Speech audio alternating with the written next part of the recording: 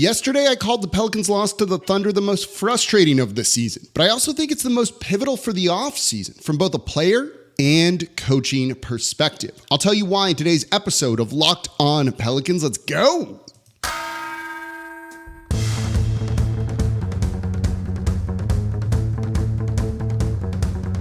You are Locked On Pelicans, your daily New Orleans Pelicans podcast, part of the Locked On Podcast Network, your team every day. Welcome to another edition of Locked On Pelicans, the daily podcast covering your favorite team, the New Orleans Pelicans and NBA, part of the Locked On Podcast Network, your team every day, available wherever you get your podcasts and available on YouTube. I'm your host, Pelicans Insider, credential member of the media, Jake Madison, at NOLA Jake on Twitter, here with y'all on this Thursday. And I want to continue talking about the Pelicans' loss to the Oklahoma City Thunder, but in the larger perspective around the team. That was a pretty pivotal one to me because I think it points towards changes that have to be made from a number of different areas this coming off season. And no, if you want the too long didn't listen part of this, I don't mean firing the head coach, but there need to be some changes from Willie Green as well, the center position, and Zion Williamson. So we're going to look at all of that in today's episode of Locked On Pelicans. Today's episode is brought to you by FanDuel. Make every moment more. Right now, new customers get $200 in bonus bets with any winning $5 bet. That's $200 if your bet wins. Visit FanDuel.com/LockedOn to get started. And of course, thank you for making Locked On Pelicans your first listen today into every day. We are here, the number one Pelicans podcast, breaking down everything you want to know about this Pelicans team. Subscribe wherever you get your podcast. Join almost 10,000 other Pelicans fans on YouTube as well and become an everydayer. Listen Monday through Friday to Locked On Pelicans. So I want to start with a word, and we talked about it a little bit yesterday, and it also kind of comes from comments that Zion Williamson and Willie Green made after the game. And that word is accountability. Do you feel like there's been enough with the team? You know, a lot of these guys are saying the right thing, but there also needs to be action behind those words. It's one thing to be like, yeah, my bad. But if you keep making the same mistakes, is that truly accountability if you're not making changes? You know, we talked a lot about the end of that game against the Oklahoma City Thunder, where Zion Williamson just didn't get the ball for whatever reason, right? CJ wanting to be a hero, though I don't think it's quite that. Just CJ being hot and trying to feed the hot hand. Zion maybe being tired, maybe them just not being organized, not well coached. You could point to anything, it doesn't matter. Right? Zion said after the game in his post-game media availability, he said, you know, I need to demand the ball more. Yes, he absolutely does. Having him take one or two shots in crunch time isn't enough. And that's where it's the final 5 minutes of a game and the score is within 5. That's not okay. So saying it, though, is one thing. That's good. Acknowledge it. That's more what that is versus accountability, in my opinion. You know, Zion said it felt like a playoff game. That's what the playoffs are like. So if you are too tired to have sets run for you, plays run for you, you got to deal. You got to deal, and you've just got to make it happen. If you need the ball in your hand, just call for it, demand it, or just take it up the court yourself. That fixes that sort of situation, right? There needs to be actual improvement from this. So we're going to kind of hold him to his words. There's going to be another close game this season. How is Zion going to respond and react? And if he doesn't demand the ball, if it doesn't go the way you want it to, what does that say you need to do in the offseason, right? Does that mean you're missing a point guard or just missing Brandon Ingram to keep you organized during some of this, right? Does it mean there need to be some coaching adjustments, changes, right? Do you really overhaul the team then from a player perspective, right? Like, this is a pivotal game because, look, they said the thing, got to demand the ball. Then he better in the next situation. Otherwise, when's it going to happen, right? You know, Willie Green, after the game, called this one a learning experience for the team. But they failed to execute in the clutch all season long. They were 0-16 going into this game. The number is now 0-17 when they're trailing going into the fourth quarter. They haven't won a game. Were the previous 16 not learning experiences? Right? We'll get into the center stuff because you can kind of factor that in too. And I have, as I talked about yesterday, a different perspective, but there's also some hindsight with a couple of things with all of that. You know, There needs to be actual improvement. It's 0-17 when entering the fourth when you're losing. Like, that's not okay. So if all of these are learning experiences, where is the growth? And if you're not growing, what does that say you need to do? Now, I don't think they should or will fire Willie Green at all. I don't think that's a smart move at all. I think he's done a pretty good job this year. He's not perfect.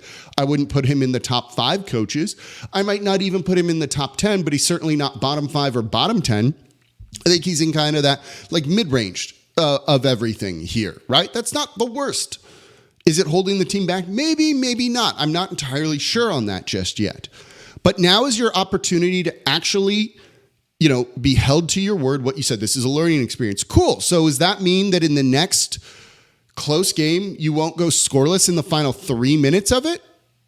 Because that's kind of what I hope you're saying, right? Like, that seems to be the important thing here. So I hope you are as well, going to hold this team to that. There needs to be some improvement for it. There needs to be actual growth, actual changes made to this sort of thing. What those changes are, that's up to the coaching staff, right? They know more than us. They're seeing more in practice. That's always worth keeping in mind. But you've got to do something different. You got to do something different. I don't think it was the wrong move to play Larry Nance Jr. and not Valanciunas in the second half of the game. I don't. We'll get into some of the numbers and some of the reasons why, and it has to do with the defensive scheme. That's coming up next, right? But it also points to a roster construction issue because that didn't work in the final 5 minutes either. He got you there, but then if you don't have the thing that can take you home, it wasn't Larry in this game. I don't think that was the main reason. I think it goes back to what we just talked about. Zion saying he needs to demand the ball more. To me, that was the bigger thing. And you'll hear why when I kind of explain the Larry stuff in the next segment. But you got to do something, right? Like, that was why I think that loss was so frustrating to me. But basically, it means that when this happens again this season, and it will, there will be another close game. If they don't make proper adjustments, changes, you've got to make changes to make that better next season during this coming off season. And that's why I think you look at this game and their comments after it and can call it a really pivotal thing. So let's talk about Jonas Valanciunas versus Larry Nance Jr. in the second half of the game against the Oklahoma City Thunder, because I do not think Jonas Valanciunas was the answer. And I've got numbers and stats to back it up. That's coming up here next in today's episode of Locked On Pelicans. Right now, though, I'm excited to tell you about Nissan. Are you the kind of driver that likes to push things a little further? Ever wonder what adventure could be around the next corner? Our friends at Nissan have a lineup of SUVs with the capabilities to take your adventure to the next level. There's the 2024 Nissan Rogue, perfect for city drives and great escapes. With class-exclusive Google built in, it's your always updating assistant to call on for almost anything. Gone are the days of connecting your phone, Google Assistant, Google Maps, Google Play Store are all built right into the 12.3-inch HD touchscreen infotainment system. So the 2024 Nissan Rogue is the perfect midsize crossover for your next adventure. There's also the 2024 Nissan Pathfinder, has room for up to 8, expansive cargo capacity, and advanced available 4x4 capability. With 284 horsepower, that's a good number, and up to 6,000 pounds towing when adventure calls, the Pathfinder is there to answer. So take the Nissan Rogue, the Nissan Pathfinder, or the Nissan Armada and go find your next big adventure. Shop nissanusa.com. Today's episode of Locked On Pelicans is also brought to you by Fire TV. Amazon's Fire TV is your destination for sports, from live games to highlights to in-depth analysis. Fire TV offers amazing viewing experiences with smart TVs, as well as the Fire TV stick that you can plug into your existing TV that provides access to millions of movies, TV episodes, as well as free and live TV. So whether it's the opening weekend for baseball or the college basketball tournament, you're going to want to have a Fire TV. Fire TV recently created Fire TV channels to deliver a constant supply of the latest videos from your favorite sports brands, all for free. That includes all of us at Locked On, by the way, and most of the big pro leagues and college conferences as well. Fire TV lets you dive into all of the game analysis, highlights, and more to keep up to date on all the latest in the world of sports. March Madness, NBA, MLB, and lots more. Not to mention great news, entertainment, gaming, travel, cooking videos as well. Check out Fire TV channels on Fire TV and Alexa devices. If you haven't checked out Fire TV channels, you should. Trust me on this, it's pretty awesome. To learn more, visit amazon.com/lockedonfiretv.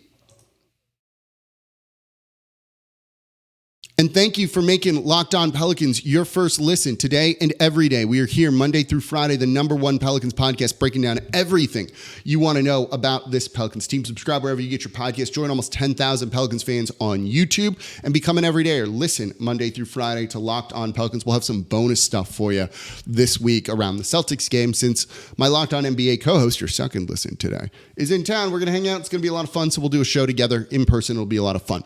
So keep an eye out for that. So let's get into what I think was, one of the more interesting topics. And it's very interesting, I think, especially from a team building perspective, around the loss to the Oklahoma City Thunder on Tuesday night. And that was Jonas Valanciunas not playing at all in the second half of the game. And look, I don't think that was the wrong decision. I don't necessarily think it was entirely the right decision either, but I actually don't fault head coach Willie Green for this. When you look at this game, and if you want to follow along with what I'm looking at here, go to popcornmachine.net and look at the game flow for this Pelicans game. It shows you the rotations and the plus minus as they were going on, so you can see different runs when certain players were on the court. This is a really useful tool and something I use. It's completely free for all of my game analysis when I want to kind of see how a lineup did in the flow of the game here.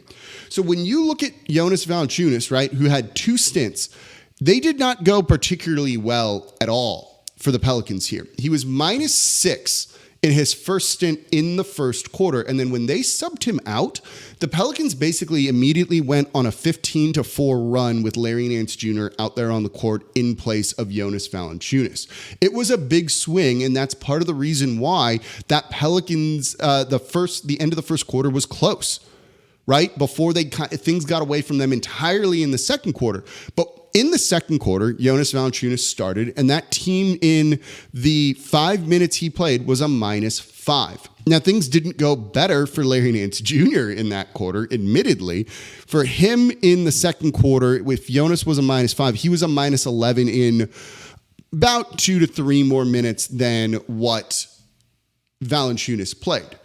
But you can see that things weren't going well with Valanciunas at all. So in the third quarter, where basically Larry played the entirety of the second half almost, other than a quick 5-minute rest midway through the third quarter. But he started the third quarter, and during that time, So first and foremost, in the second quarter, here's the other one, right? Before things really got away from the Pelicans here, they went on a run when Larry Nance Jr. stepped out on the court. They had an 8-2 run. So while they finished the quarter real poorly, they had an 8-2 run while he was out there on the court. Nothing like that happened at all for Jonas Valanciunas. Then in the second half, the third quarter, when the Pelicans got back into this, with Larry Nance Jr. on the court, they went on a 20-2 run. Right? The defense was really important in this. Then at the start of the fourth, when Larry was there, they went on a 7-0 run. They had another 7-0 run when they got the lead in the fourth quarter. And then it all fell apart in the final 3 minutes when the Thunder went on a 12-0 run, right? That's the problematic part. Everything else with Larry Nance Jr. on the court in the second half was good, other than the final 3 minutes. We'll touch on that in a moment here. So we're not ignoring that. But for the most part, his minutes were really good. In this game, other than when everyone was terrible in that period. If you take out that 12-0 run from what Larry did here, he, for a period of time, was a +16 in about 12 minutes of action in the second half. If you take that 12-0 run out of this, right, he was a +11, I think, on the night. It was actually a very good situation for the team in what he was doing. So when you look at this, or I think it was +8, maybe it wasn't, I forget exactly what the number is. So he was winning the minutes, and the Pelicans got back into the game with him out there on the court. So when I see people saying, why didn't Jonas Valanciunas play at all? They had a 20-2 run with him out there on the court. Jeremiah Robinson-Earl won his minutes, and I think it had to do with what was going on defensively. It's not I think. I know it had to do with what was going on defensively, right? Again, we'll get to the final 3 minutes here in a second, but I want to look at the context of the second half overall. JV, when you rewatch this, got lit up defensively. He was not stopping Chet Holmgren at all. I don't think he was particularly doing great offensively against Chet Holmgren either. He was fine enough. but it wasn't like he was playing bully ball and they were losing those minutes with him out there. They weren't losing those minutes with Larry in the second half once they really started to get things going. And that's because they were getting stops defensively. When you look at this team and what they do defensively is they switch everything, right? Someone comes in and sets a pick. Okay, we're not going to fight around the screen, the pick, or anything like that. We're just going to switch. So you put your big man, Jonas Valanciunas, now on a guard, and now your guard is on the big man. You saw, because of this, Jose Alvarado matched up with Chet Holmgren a lot. Actually did a decent enough job there. But what if you can even avoid a situation like that? And I think one of the things you saw in this game was Zion Williamson struggled to defend Jalen Williams, the good one, J. Will, who starts for them and basically plays power forward even if he's undersized. Zion struggled with that. But Larry Nance Jr. did a good job and held him to 0 for 3. And then when things switch, right? So say J. Will comes and sets a screen for Shai Gilgeous-Alexander, you get Zion switching onto Shai Gilgeous-Alexander there, and he does a good job with that, right? You also saw Zion guarding Chet, and when they ran a pick and roll and forced a switch, it got Zion onto Shai. Zion held Shai to 0 for 1, did have a shooting foul on him, but held him to just 2 points. He did a good job when defending him because he's been very good on the perimeter this season. How would Jonas Valanciunas defending Shai Gilgeous-Alexander have gone? And I think we kind of know the answer to that a little bit, right? Larry Nance Jr. in this did a decent enough job limiting, and it wasn't very much, Shai Gilgeous-Alexander on the few possessions that ended up happening on. Now, they all struggled with Josh Giddey in those switches here because Giddey was just not missing shots for whatever reason, but you don't normally expect that to happen, and I'd rather let him shoot, and if you lose because he just goes off, you lose because he goes off, and I think you can live with that. So they went with Zion and Larry for the defensive purposes, and it worked. It worked. They did a really good job. You also saw Zion breaking up a couple lobs to Chet Holmgren. You saw Larry do the best he could with Chet Holmgren, which admittedly isn't great. There's a size disadvantage there. And rebounding wasn't killing the team again until the final 5 minutes or so of the game. So I think it's pretty easy to defend Willie Green and say that Jonas Valanciunas in the second half wasn't the problem. The problem was the final 3 minutes of the game. So it wasn't, why didn't Jonas play in the second half? It's maybe why didn't Jonas play in the final 3 minutes of the game? But again, sometimes I think you've got to stick with the guys that got you there. But also, if it wasn't Jonas, and say he's a liability in this game, and we can debate that or not, I don't know if putting him in for the final 3 minutes, if he hasn't played basically in like an hour of real time, is actually the move. Look, there's no answer to this, right? This is why when you look at the Pelicans in the postseason, there are teams that we are like, oh, that'll be a good matchup. Remember, I've called the Clippers a really good matchup because the center position isn't an issue for New Orleans like it is in this game against the Oklahoma City Thunder or some of the other teams, right? Center is going to be a problem when you play the Denver Nuggets. I don't know if center is necessarily going to be as big of a problem if you play the Minnesota Timberwolves. It could be a problem if you play the Lakers, depending on what they do with Anthony Davis. But against the Clippers, not at all. And that's why I like that matchup for New Orleans here. So you don't have an answer to those final 3 minutes. I think they would have just picked on Jonas Valanciunas the same way they picked on Larry Nance Jr., and I think it would have been worse than a 12-0 run, let's say. Or maybe they would have got it going sooner before those final 3 minutes. Maybe it would have been 5 minutes, right? I don't think there was an answer to this, and they got back in the game, and when you look at the results like that, and when you look at the defense and getting stops and some of the runs that they went on, including 2 7-0 runs in the fourth quarter, I feel pretty good about what they did here, and it's not something that I was really worried about. It's just figuring out those final 3 minutes, and again, I think that has more to do with Zion Williamson needing to demand the ball than absolutely anything else. But one of the things I think you've got to look at with this is, oh boy, did the Pelicans make a mistake at the trade deadline. They made a mistake at the trade deadline. I'm not even in favor of what I'm about to say, but if you're going to use Jonas Valanciunas like this is a waste of a roster spot and money. So I think it was good to do what they did, but that also kind of is like a Pyrrhic victory, is that the right word? Where you just don't have it, the answer. And that's a problem. And it needs to be addressed this offseason. It was plain as day in this game. So let's do a little hindsight is 2020 for the trade deadline this season when it comes to Jonas Valanciunas and maybe a name Daniel Gafford. that a lot of y'all have really liked. That's coming up here next in today's episode of Locked on Pelicans. All right, today's episode of Locked on Pelicans is brought to you by BetterHelp. Sometimes we all need the opportunity to get something off of our chest. Big or small, certain things can really start to get to you. So it's important to let that out, especially to someone who's unbiased in your life. So today, I want to say how I really feel about something, and you might even be thinking about the same thing this week. We shouldn't know referees' names. Look, those moments like Bill Kennedy taking the spotlight the other night is kind of funny. Don't get me wrong. But look, we're there for basketball, and like officiating shouldn't be the spotlight of this. And it gets annoying and tiring, even if there's some humor in all of that. And I'm sick of it. I don't want to see that in the playoffs whatsoever. Therapy can be different for everyone. Most of us have bigger problems than our favorite sports teams, and it's important to get things off your chest every once in a while. So if you're thinking of starting therapy, give BetterHelp a try. It's entirely online, designed to be flexible and suited to your schedule. So visit BetterHelp.com/LockedOnNBA to get 10% off your first month. That's BetterHelp, HELP.com/LockedOnNBA to get started. And thank you for making Locked on Pelicans your first listen today and every day. We're here Monday through Friday, the #1 Pelicans podcast, breaking down everything you want to know about this Pelicans team. Subscribe wherever you get your podcast. Join almost 10,000 Pelicans fans on YouTube as well. And become an everyday or listen Monday through Friday, because we are part of the Locked on Podcast Network, your team every day.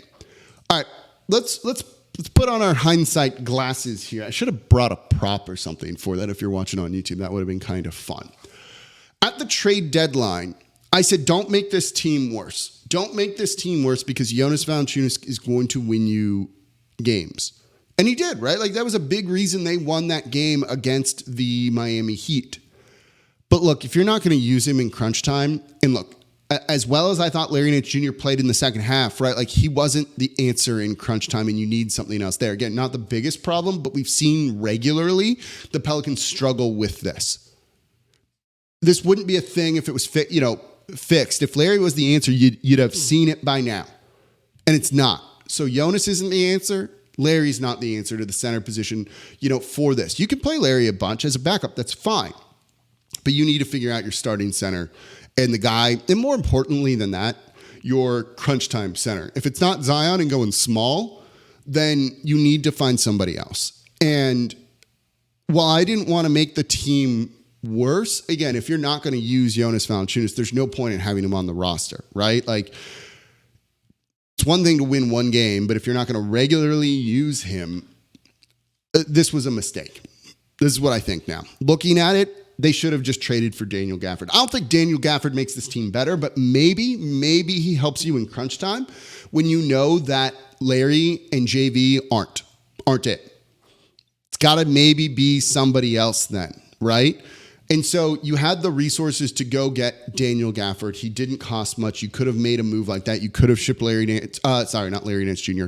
You could have shipped out Jonas Valanciunas and gave the team maybe a guy that they would have liked more. He would not be playing the same kind of prominent role that he is on the Dallas Mavericks, where he was traded, where he's getting, a bigger role, more minutes, things like that. Playing with Luka also helps, but look, he was traded for Richaun Holmes and a 2024 first-round draft pick, right? Like, that's about it, right? And it's like, I think it's a pick swap is what it is. So that's okay. So it's like barely anything. You could have done that. Like, you could have done that and gotten a trade done like that. Maybe you'd have to give up a little something else. It would have been fine, but it might make this team better. Again, I think there are plenty of times when they should play through JV more, like they did in that win over the Miami Heat. But if it was going to be like this in this game, where you just clearly have a glaring hole that's the center position, that's not going to work. So when I opened the show, we talked about this game kind of being pivotal. It was plain as day. It was plain as day that you need to address the center position. And they tried. They tried at the trade deadline. The big names, the ones that would be difference makers, weren't going to be there. But this ain't it, right? Like, it's kind of as simple as that. One of the things I've said when people are like, well, you can't close with JV, so get somebody else. Yeah, but JV also helps you get there. But when you saw Larry working with the defense against a very good Oklahoma City Thunder team, you can use him for a while and he can be very effective, right? It's not going to be a difference maker, but he can be very effective. And we saw it in this game. And I just gave you the numbers and the runs, the plus minus and all of those things. And defensively, I thought it really worked. But it didn't address closing games, and that's why you're now 0-17 going into the fourth quarter when you don't have the lead. And that I do think is a problem and something this team needs to look at and needs to address. So that is where we kind of tie the show together with everything. And it's like, okay, pivotal because it's on a player front and a coaching front here. Coaches need to make improvements here so that they don't keep struggling in the fourth quarter. They don't keep struggling in crunch time. Willie Green said this is a learning experience. Then teach your players. Teach your players. He's proven he can do that, right? He's proven he can do that. You need to teach them. This needs to be like when he said, we're losing games in January, February, but it's going to lead to us winning games in April, and that's what we want. His first year, right? And then they made the playoffs. You got to do that again. You got to do that again right now. For Zion saying you want to demand the ball, you need to take over.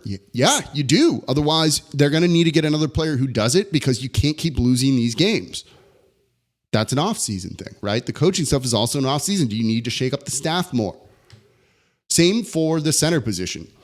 If you don't have an answer, you got to do something. You can't run this all back. And I know they're worried about losing Jonas Valanciunas and you don't have money to replace him. What can you do? I don't know if you can run it back after this, right? Like, this isn't it, especially if he's not going to get played. So it puts the Pelicans going into this offseason in a position where it's like, yeah, you got to do stuff. And that's important. And we'll see what they do. But it's not the offseason just yet. So we still have the playoffs to get through, which means you should be subscribed to Locked On Pelicans wherever you get your podcast and on YouTube. And that's going to do it for this episode of Locked On Pelicans. Thank you all so much for listening. As always, I'm your host, Jake Madison, at NOLA Jake on Twitter. I'll be back with y'all tomorrow. Get you set for the weekend. This is a Thursday show. So that means we're going to recap the Bucks game. There we go. It's a game day for the New Orleans Pelicans when you're listening to this one. We'll talk about the Bucks game, then get you set for the weekend. Oh boy, this schedule's hard. Okay, I'll see y'all tomorrow to talk about hopefully a win over the Milwaukee Bucks.